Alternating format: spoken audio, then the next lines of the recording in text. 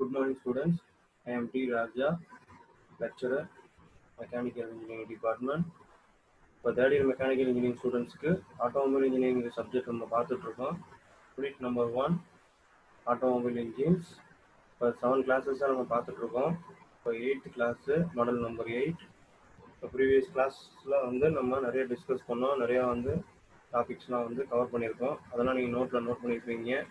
Important பாயிண்ட்ஸ்லாம் வந்து note பண்ணியிருப்பீங்க. இப்போ நம்ம பார்க்க போகிறது வந்து தெர்மோஸ்டேட் வால்வ். ப்ரீவியஸ் கிளாஸில் நம்ம பார்த்தோம்ல, லாஸ்ட் கிளாஸில் வந்து நம்ம பார்த்தது வந்து ரேடியேட்டர் ப்ரெஷர் கேபிள். ரேடியேட்டர் பார்த்தோம், ரேடியேட்டர் டைப்ஸ்லாம் பார்த்தோம், ஞாபகம் இருக்கும். டியூப்லார் டைப்பு, ஹனிகோம் டைப்லாம் பார்த்தோம். ரேடியேட்டர் ப்ரெஷர் கேபிள் யூஸ் ஆகுன்னு பார்த்தோம். சரிங்களா? அது சாதாரண கேப் மாதிரி தான் பார்த்தோம், ப்ரெஷரை மெயின்டைன் பண்ணுறதுக்கு. இதெல்லாம் ஞாபகம் இருக்கும் உங்களுக்கு.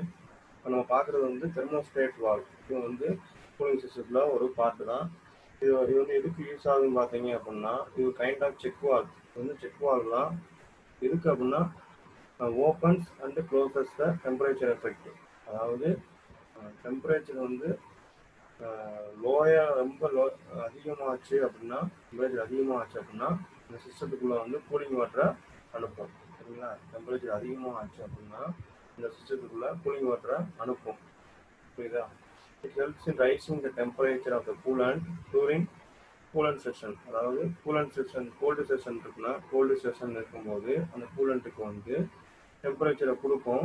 அது மாதிரி வார்ம்ஸ்னால் வந்து நம்ம சாதாரண நார்மல் டெம்பரேச்சர் ஆகுது அப்படின்னா அப்போ வந்து ஆப்ரேட்டிங் டெம்பரேச்சரை கொடுக்கும் அந்த சிஸ்டத்துக்கு, இன்ஜினுக்கு. சரிங்களா? It is located between the engine water outlet. Engine வாட்டரோட அவுட்லெட்டுக்கும் ரேடியேட்டரோட அப்பர் டேங்குக்கும் இடையில தான் ஃபிட் பண்ணியிருப்பாங்க. சரிங்களா? இன்ஜின் வாட்டரோட அவுட்லெட்டுக்கும் ரேடியேட்டரோட அப்பர் டேங்குக்கும் பிட்வீனில் தான் ஃபிட் பண்ணியிருப்பாங்க. நம்ம தெர்மோஸ்டேட் வால்வுக்கு வந்து டைப்ஸ் இருக்குது, 2 டைப்ஸ் இருக்குது. முக்கியமான டைப்பு வந்து ரெண்டுமே, ஏதாவது ஒன்று வந்து திரும்ப உங்களுக்கு வந்து 5 மார்க்கில் வந்து கேட்பாங்க, இல்லை ரெண்டுமே சேர்ந்து 10 மார்க்கில் கேட்கலாம். Bellow type thermostat, wax type thermostat. Wax type thermostat. இப்போ பெல்லோஸ் டைப் தெர்மோஸ்டேட் அப்படின்னு பார்த்தீங்கன்னா வந்து ஒன்றும் கிடையாது. இப்போ இந்த மாதிரி இருக்கும், இதுதான் பெல்லோஸ். சரிங்களா? நீங்கள் அந்த வந்து உள்ள வந்து ஏர் ஃப்ளையர் மாதிரி நினச்சிக்கோங்க. இப்படி ப்ரெஸ் பண்ணீங்க அப்படின்னா திரும்ப ஆட்டோமேட்டிக்காக ரிட்டன் வந்துடும். அந்த மாதிரி பெல்லோஸ் மாதிரி. சரிங்களா? இதுக்குள்ள வந்து பார்த்தீங்கன்னா ஆல்கஹாலை வந்து ஃபில் பண்ணி வச்சுருப்பாங்க. சரிங்களா? ஆல்கஹால் என்ன ஆகும், ஹீட் ஆகும்போது வேப்பர் ஆகும். சரிங்களா? இப்போ வந்து வாட்டர் வந்து இதை சுற்றி கண்டெய்னர் இருக்கும், பாடி. சரிங்களா?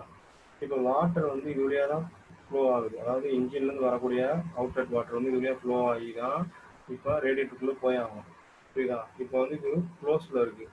இப்போ இது வந்து எப்போ ஓப்பன் ஆகும் அப்படின்னு பார்த்தீங்கன்னா, இப்போ வந்து இந்த ஹீட்டர் வந்து இதில் வந்து 80 டிகிரி செல்சியஸ் 78 டிகிரி செல்சியஸ் அப்படின்னு ரீச் ஆச்சு அப்படின்னா இது வேப்பர் ஆகிட்டு தான் இருக்கும். லைட்டாக வேப்பர் ஆகி ஸ்ட்ரைட்டாக ஓப்பன் பண்ணிவிடும். சரிங்களா? 80 டிகிரி செல்சியஸை ரீச் பண்ணிடுச்சுன்னா ஃபுல்லாக ஓப்பன் பண்ணிவிடும். அப்போ தான் வந்து வாட்டர் வந்து ஃப்ளோ ஆகி உள்ளே போக முடியும் ரேடியேட்டருக்குள்ளே போனால் தான் அங்கே ரேடியேட்டர் அவுட்லெட்டில் வந்து பம்ப் வழியாக இன்ஜின் பிளாக்குள்ளே வந்து கூலிங் வாட்டர் உள்ளே போக முடியும். அவ்வளோதான், வேற ஒன்றும் கிடையாது. உள்ளே வந்து என்ன பண்ணுவாங்க, ஆல்கஹால் வச்சுருப்பாங்க. ஆல்கஹால் வந்து என்ன ஹீட் ஆகும்போது வேப்பர் ஆகும்போது என்ன ஆகும், அந்த 78 டிகிரி செல்சியஸை ரீச் பண்ணும்போது வேப்பர் ஆகும். 80 டிகிரி செல்சியஸில் ஃபுல்லாக ஓப்பன் ஆகும். அந்த வாட்டர் வந்து இதுவழியாக ஃப்ளோ ஆகி போகும். சரிங்களா? நான் பெல்லோ டைப் தெர்மோஸ்டேட்டு இன்னும் தின் பிராஸ் பில்லோஸ் இருக்கும். சரிங்களா? தின் பிராஸ் பில்லோஸு அதில் வந்து என்ன ஆல்கஹாலை ஃபில் பண்ணி வச்சுருப்பாங்க. It is filled with alcohol. as the water gets hotter ஆகும்போது liquid turns to வேப்பர் ஆயிரும். அந்த liquid வந்து வேப்பர் ஆயிரும். due to the heat and excess pressure inside the bellows valve starts opening the about 78 degrees Celsius லைட்டாக open ஆகும். it is fully open 80 degrees Celsius ஃபுல்லாக open ஆயிரும். when the temperature falls below this temperature, அந்த temperature வந்து இந்த 80 degree செல்சியஸ்க்கு கீழே 78 degree Celsius கீழே வரும்போது என்ன ஆகும்னா அந்த வால்வ் க்ளோஸ் ஆயிரும். அப்போ வந்து இன்ஜின் வாட்டர் அவுட்லெட்லேருந்து உள்ள வாட்டர் ரேடியேட்டருக்குள்ளே போக முடியாது. சரிங்களா? இதுதான் பெல்லோஸ் டைப் தெர்மோஸ்டேட். நெக்ஸ்ட் பார்க்குறது வந்து வேக்ஸ் டைப் தெர்மோஸ்டேட்டு. வேக்ஸுங்கிறது ஒன்றும் கிடையாது, மெழுகு தான். இதுதான் வந்து ஒரு டயக்ராமு. சரிங்களா? இது வந்து ஒரு பாடி. சரிங்களா?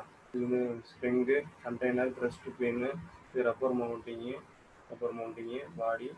சரிங்களா? இது வந்து தான் என்னது ஒரு கேட்டு மாதிரி, இதுதான் வந்து கேட்டு மாதிரி.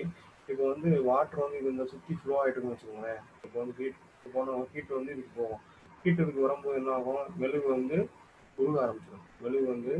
உருக ஆரம்பிச்சா என்ன ஆகும், ஃபுல்லாகி என்ன ஆகும், இதை மேல் நோக்கி தள்ளும். பார்த்தீங்களா? மெழுகு வந்து உருகிடுச்சு என்ன ஆகும், இந்த வேக்ஸ் வந்து என்னாச்சு, உருகி ஃபுல்லாகிடும்.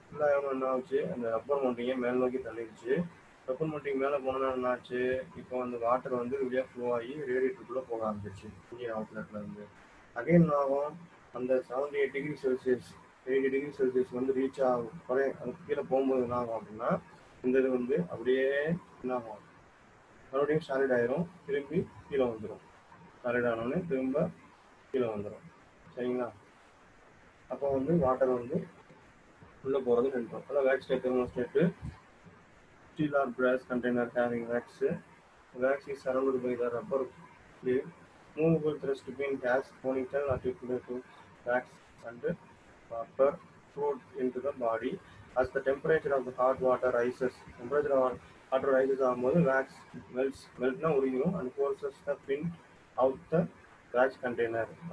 ரப்பர் பின்னை வந்து என்ன பண்ணும், வெளிநோக்கி தள்ளும். ஸ்ப்ரிங் ப்ரெஷர் தள்ளிட்டு allow water radiated to the upper tank. Next வந்து நம்ம spring pushers the container back to is original position. Wax cool ஆகும்போது என்ன ஆகும், இந்த ஸ்ப்ரிங் வந்து திருப்பி அகைன் அதோட ஒரிஜினல் பொசிஷனுக்கு தள்ளிடும். எல்லா வெஹிக்கல்லையும் யூஸ் பண்ணுறாங்க. சரிங்களா? அந்த ஸ்ப்ரிங் வந்து திருப்பி அந்த இதை உள்ளே தள்ளிடும். இதான் இந்த ரப்பர் மவுண்டிங்க. அடுத்து lubricating system. Water cooling system பார்த்தாச்சு.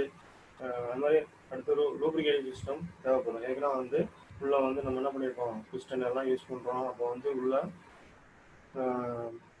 அந்த உராய்வு தன்மை ஃப்ரிக்ஷன் இருக்கும்ல, அப்போ ஃப்ரிக்ஷனை வந்து ரெடியூஸ் பண்ணணும். சரிங்களா? நம்ம அப்போ தான் வந்து இன்ஜின் வந்து எஃபிஷியன்சியாக ரன் ஆகும்.